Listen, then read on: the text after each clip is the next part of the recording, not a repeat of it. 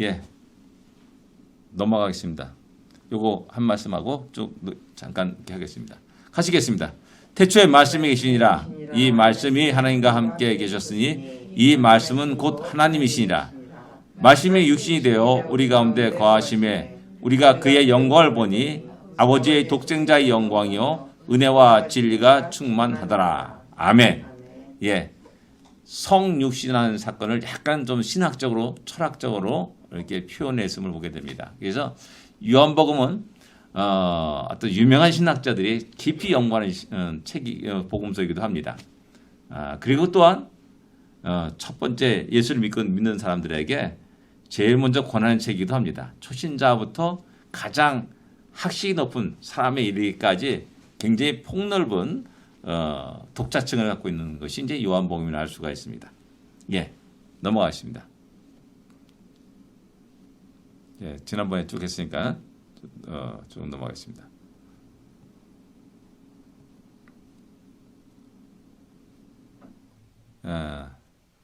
예. 에베소에 기록됐다라고 얘기합니다. 그래서 요한 사도가 자기 마지막 생애를 에베소에서 마쳤다라고 일반적으로 얘기를 합니다. 예. 그다음에 기록 목적 지난번에 하다가 못했는데 20장 31절 가시겠습니다. 오직 이것을 기록함은 너희로 예수께서 하나님의 아들이심을 믿게 하려 하며 또 너희로 믿고 그 이름을 힘입어 생명을 얻게 하려 함이라. 아멘. 이 복음서를 요한복음이 기록한 목적은 하나님 아들 그리스도이심을 믿게 하게 합니다. 믿게 하기 위해서 이것을 기록하였다라고 말합니다. 그러니까는 예수 그분이 하나님의 아들이시다. 하나님의 아들이시다는 그 의미가 무엇인가를 갖다가 또 역시 5장에는 우리에게 말씀합니다. 그리고 그리스도 우리를 구원할 메시아이심을 갖다가 읽는 모든 사람들이 믿게 하게 합니다라는 사실입니다. 여기서 또 한 걸음 더 나가서 믿고 또 그 이름을 힘입어 의지하여서 생명을 얻게 하려 합니다. 이렇게 두 가지 목적을 말씀하고 있습니다. 이 복음서를 읽으면서 우리는 그리스도를 만나야 되고 또 우리의 믿음이 더욱더 견고해져야 되고 그 다음에 우리의 풍성한 생명의 약동함을 드러낼 수 있어야 된다는 사실입니다. 예, 그 다음에 보겠습니다. 믿고 의지하여 생명을 얻게 하렵니다. 요한복음의 특징이 있습니다. 쭉 10가지, 11가지가 나옵니다. 아까 말했듯이 철학적이고 추상적입니다. 1장부터 그렇습니다. 좀 사변적입니다. 약간 굉장히 깊게 생각해야 됩니다. 그래서 신학적인 복음서다 이렇게 이야기합니다. 그래서 굉장히 요한복음을 연구한 신학자들이 상당히 많습니다. 예. 그 다음에 두 번째 마태는 오실 왕, 그 다음에 마가는 종으로 표현되어 있고 누가는 인자로 표현되어 있고 요한복음은 하나님 아들이신 예수님을 중심으로 이렇게 기록하고 있다는 사실입니다. 그래서 보면은 하나님 아들 이런 것들이 자주 나오는 것을 보게 됩니다. 예, 공간복음서는 갈릴리 사역을 중심으로 합니다. 갈릴리 사역 딱 하고 그 다음에 예수님 입성하시고 고난받으셔서 죽으신 그 사건을 기록합니다. 그래서 마태, 마가, 누가는 전부 다 예수님이 예루살렘에 올라간 사건을 갖다 딱 한 번 기록하는 겁니다. 예루살렘 입성할 때. 그 모든 것은 다 갈릴리 사역에서 갈릴리 사역을 이렇게 이야기하고 있습니다. 근데 요한복음은 그렇지 않습니다. 다양한 장소, 어떤 때는 사마리아, 어떤 때는 또 이렇게 유대강이야, 또 어떤 때는 예루살렘, 또 어떤 때는 갈릴리, 이렇게 왔다 갔다 하면서 다양한 장소를 기록하고 있다는 사실입니다. 그래서 성경 1장, 요한복음 1장, 2장, 3장에 보면서 거기 공간적 장소가, 공간적 위치가 어딘가를 한번 눈여겨볼 필요가 있습니다. 예, 그런 것을 좀 한번 생각해서 읽어야 되고요. 네 번째 공간 모습은 다양한 비유가 있습니다. 천국에 대한 비유, 뭐 씨 뿌리는 비유, 거자씨 비유, 그 달란트 비유, 문화 비유 굉장히 많이 나와요. 근데 요한복음 비유가 그렇게 많지 않습니다. 기껏해야 이제 포도나무 비유, 이게 요한복음만 나오는 비유입니다. 공관복에 나온 비유가 요한복에 나오지는 않습니다. 요한 사도가 독특하게 쓴 기록한 비유가 나오죠. 포도나무 비유. 그다음에 나는 선한 목자다. 그 목자에 대한 그런 이야기를 하고 있고 그런 것도 비유라고 말 수 있을까 모르겠는데 약간 다른 복음서와의 비유가 약간 다릅니다. 성격이. 나는 포도나무에 너희는 가지니 뭐 이렇게 말하는 것이 이게 비유라고 할 수 있을까? 뭐 비유라고 할 수는 말할 수 있을까 모르겠어요. 예, 그렇게 그런 겁니다. 그다음 다섯 번째 공관복음은 귀신 쫓는 이적들을 기록하지만은 요한복음은 없습니다. 귀신 쫓는 이적 있잖아요. 뭐 군대 귀신을 쫓아내고요. 그다음에 뭐 귀신 들린 그 사람을 쫓아내고 뭐 이런 일들이 기록되어 있습니다. 그런데 이제 요한복음에는 이상하게도 귀신 쫓아내는 그런 이적들은 기록되고 있지 않습니다. 아마도 너무나 이제 신비주의적으로 흘러갈까 아마 염려한 것은 아닌가 하는 이미 요한 사도가 마태, 마가, 누가 그 세 복음서 공관 복음서를 이미 알고 있었을 것이라는 거죠. 읽었을 것이고 그래서 이제 지나치게 어떤 이적적인 표현들을 이렇게 좀 안 하고 이제 주로 우리 예수님이 말씀하시는 걸 많이 기록했어요. 그래서 요한복음을 보면 빨간 줄에 그런 예수님 말씀하시는 것 주로 이제 최근에 성경은 이제 빨간 줄을 작게 했는데 빨간 글씨가 많습니다. 요한복음은 주로 이제 그런 것들을 많이 기록하고 있다는 겁니다. 예, 세례 요한에 대한 다른 복음서보다 자세히 기록하고 있습니다. 세례 요한에 대해서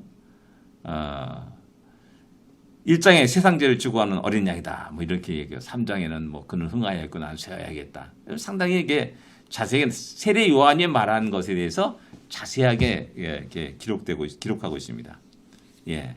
그다음에 10장 41절에 보면 독특하게 요한은 아무 표적도 행하지 아니하였으나 이렇게 말하고 있어요.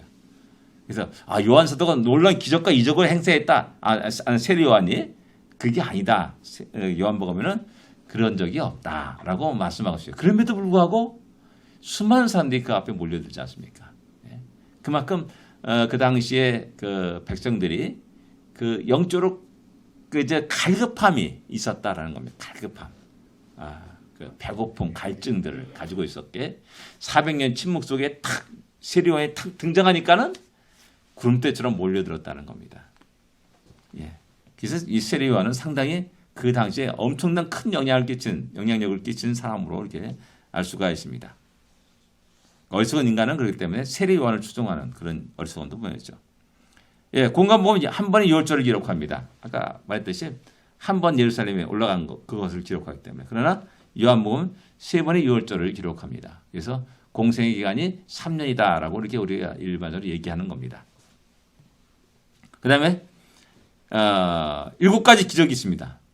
이건 뭐 다른 복음서에 나오지 않는 것이요.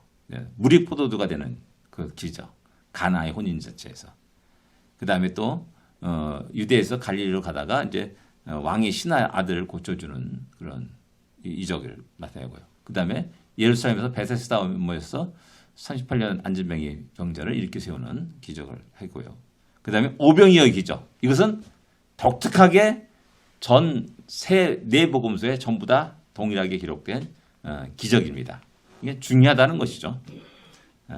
바다를 걸으시는 기적. 뭐 마태복음도 있고 그러지만은 여기서도 기록하고 있습니다. 실로암 이게 뭡니까? 눈먼 소경을 뜨게 한 그 기적. 그다음에 나사로를 살리는 기적. 이것을 이렇게 기록하고 있습니다. 그 외에는 기적이 없습니다. 뭐 다른 데서는 중풍자도 일어나고 뭐 문둥병도 깨끗하게 하고 뭐 많이 있지 않습니까?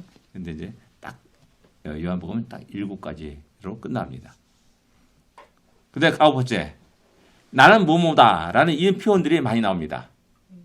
나는 길이요 진리요 생명이니 이렇게 이런 표현. 나는 무엇이다 이렇게 이런 표현들. 나는 생명의 떡이다. 나는 선한 목자다. 나는 양의 문이다. 나는 부활이요. 난 그 뭐 이런 생명이다.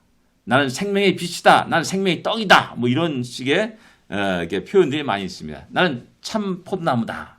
너희는 가지니 이렇게 말씀하고 있고, 그래서 나는 무엇이다라는 이 표현들이 많이 나옵니다. 이 표현들을 또 신학자들이 연구하기를 주님이 시내산에서 모세가 하나님이 당신은 누구라고 질문하면 어떻게 말할까요? 했더니 나는 여호와니라. I am that I am. 나는 뭐다. 이런 식의 어떤 표현과 같다라는 걸 이렇게 이야기합니다. 그래서 이것은 바로 당신이 그 하나님이시다라는 그런 의미도 내포하고 있는 말씀이다라고 이렇게 이야기하는 사람도 있습니다. 초보자를 위한 입문서인 동시에 심오한 신학상을 품고 있는 또 복음서이기도 하다. 그래서 아까 말했듯이 제일 처음에 교회에 들어온 사람에게 참여한 사람에게 항상 요한복음을 읽으십시오라고 이게 권합니다. 뭐 장마다 재밌는 얘기가 있거든요. 장마다 있습니다. 장마다. 그 1장 무슨 이야기, 2장 무슨 이야기, 3장 무슨 이야기, 4장 무슨 이야기 딱 이게 딱 정해져 있어요. 그래서 읽기가 참 쉽고 그렇습니다. 그러나 다시 한번 또 이렇게 깊이 들어가게 되면은 또 많은 어떤 신학적인 그런 그 표현들을 많이 볼 수가 있다는 사실입니다. 예. 그래서 저는 이제 요한복음을 읽으면서 이렇게 느끼는 게 뭐냐면 이 불협화음을 많이 이렇게 느끼게 됩니다. 불협화음. 제자들의 생각과 제자들의 질문과 주님의 대답과 주님의 생각들. 그것이 일치하지 않은 불협화음들. 그 수가상인과 대화 속에서도 계속 그런 불협화음들이 보여요. 그러면서 주님이 그 대화를 또 이렇게 이끌어 가시는 것들을 이렇게 보게 됩니다. 저는 이제 제가 발견한 건 그런 겁니다. 그래서 나름대로 이렇게 초보자의 좋은 책이지만은 또 심오한 신학사상 또 신학자들에게도 또 많이 연구된 책이다라는 것을 알 수 있습니다. 예. 세례 요한이 요단강에서 세례를 베푸신 목적을 밝히고 있습니다. 1장 30절 34절에 밝히고 있습니다. 왜 세례 요한이 요단강에서 세례를 베풀었는가?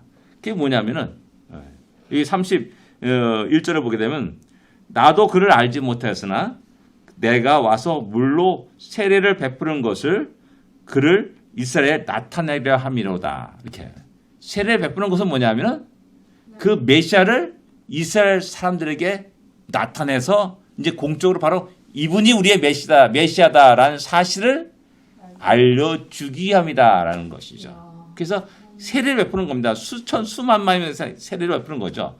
그게 꼭 뭐냐, 누가복음에 시몬 할아버지가 너가 메시아를 보기 전에는 죽지 않는다라는 그 말씀을 듣고 성전에서 끝없이 아기들을 보는 겁니다. 아기들을. 몇 년 동안 아기를 보았는지 몰라요. 그래서 혹시 이 아기가 그 메시아인가, 저 아기가 그 메시아인가 라고 말했듯이 이 세례 요한이 누군지 몰라요. 메시아가 누군지 몰라요.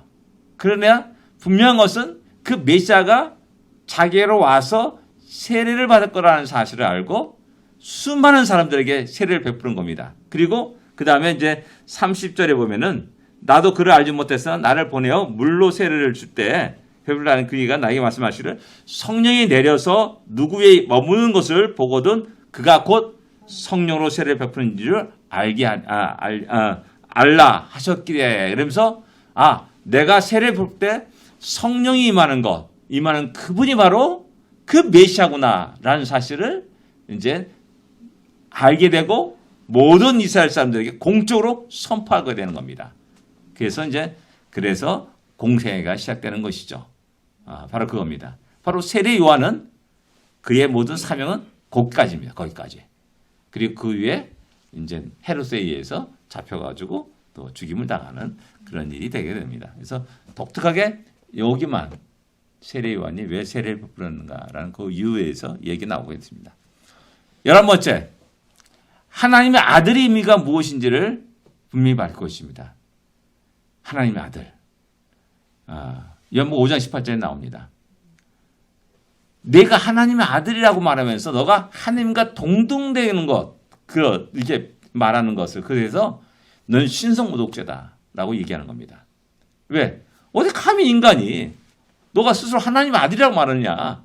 그 하나님의 아들이라는 말은 그 당시에 유대인들에게는 당연히 곧 하나님과 동등됨을 취하는 것이다. 라는 그런 생각을 가지고 있었다는 겁니다. 그래서 너가 가면 어떻게 하나님의 아들이라 말하느냐라고 말하는 거죠. 예전에 그 어떤 기사를 읽다가 이제 그런 내용을 어떤 내용을 읽게 됐냐면은 이제 이슬람 세계 속에서 이제 복음을 증가하는 사람, 이게 선교사 교수로서 이제 증가하는 분이에요. 그분이 이제 이슬람 그 젊은 청년들에게 모아놓고 이제 그 이렇게 강의하고 그러는데 그들이 도전을 하더래요. 예수가 하나님의 아들이라면은 하나님보다 못한 부분이 아니냐, 못한 사람이 아니냐, 낮은 사람, 신분적으로 낮은 사람이 아니냐 그런 식으로 도전을 하더래요. 그래서 당신이 이제 그 언어를 이렇게 히브리어라는 이런 것을 이제 알고 있는 사람으로서 그들에게 얘기했대요. 그게 아니라 하나님의 아들이라는 것은 하나님과 동등된다라는 그런 의미로도 여러분 생각할 수 있지 않느냐라고 말했더니 그때 젊은이들이 상당히 충격을 받았다는 겁니다. 상당히 충격받고 그래서 이제 많은 젊은이들이 이렇게 개종하고 뭐 그런 일도 있었다라고 이런 기사를 제가 오래전에 읽은 적이 있습니다. 바로 그런 내용이라 할 수가 있습니다. 우리가 하나님 아들 그러면 하나님이 피조물이다. 여호와 증인은 그렇게 얘기합니다. 하나님 아들, 하나님 피조물이다. 뭐 그래서 뭐 위대한 인간이다. 이런 식으로 이야기하고 그렇습니다. 그러나 우리의 신앙 고백은 아무리 위대한 인간이 할지라도 그런 불완전한 존재다. 우리가 그렇게 당신들이 이렇게 생각하면 우리가 그분을 의지할 수 없다라는 사실을 이야기하고 그분은 인간의 몸으로 입고 온 하나님이시다. 인성과 신성을 같이 겸하신 분이시다라는 것이 우리 정통 기독교인들의 고백입니다. 교회의 고백입니다. 예, 그래서 요한복음은 이 하나님의 아들의 의미가 무엇인지를 정확하게 기록한 책이기도 합니다. 그래서 5장 18절에 딱 나와 있습니다. 예, 오늘은 여기까지 하겠습니다. 요한복음의 구조는 또 다음부터 또 하겠습니다. 참 한국을 넘어가기 참 힘드네요. 다 피곤해지시고 힘든데 또 편안한 밤을 보내시고 또 힘을 내시기 바랍니다. 기도하겠습니다. 하나님 아버지 은혜를 감사합니다. 피곤해 지친 몸으로 이곳에 왔지만은 그러나 다시 한번 주의 말씀 속에서 하나님의 은혜 속에서 다시 우리가 새 힘을 얻고 이곳을 나갑니다. 하나님 이 밤을 평안히 보낼 수 있도록 인도하시고 우리의 피곤한 모든 몸들이 다시 회복되는 은혜를 허락하여 주시고 또한 내일 아침 힘있게 또 일어나서 하나님이 우리에게 주신 일터로 힘있게 달려가고 또 하나님의 복을 기대하면서 살아가는 우리 모두가 되게 하여 주시옵소서. 예수님으로 간절히 기도드립니다. 아멘. 하늘에 계신 우리 아버지여 이름이 거룩히 여김을 받으시오며 나라의 마옵시며 뜻이 하늘에서 이루어진 것 같이 땅에서도 이루어지리이다. 오늘날 우리에게 일용할 양식을 주옵시고 우리가 우리에게 죄진 자를 사하여 준 것 같이 우리 죄를 사하여 주옵시고 우리를 시험에 들지 말게 하옵시며 다만 악에서 구하옵소서. 대개 나라와 권세와 영광이 아버지께 영원히 쌓옵나이다. 아멘.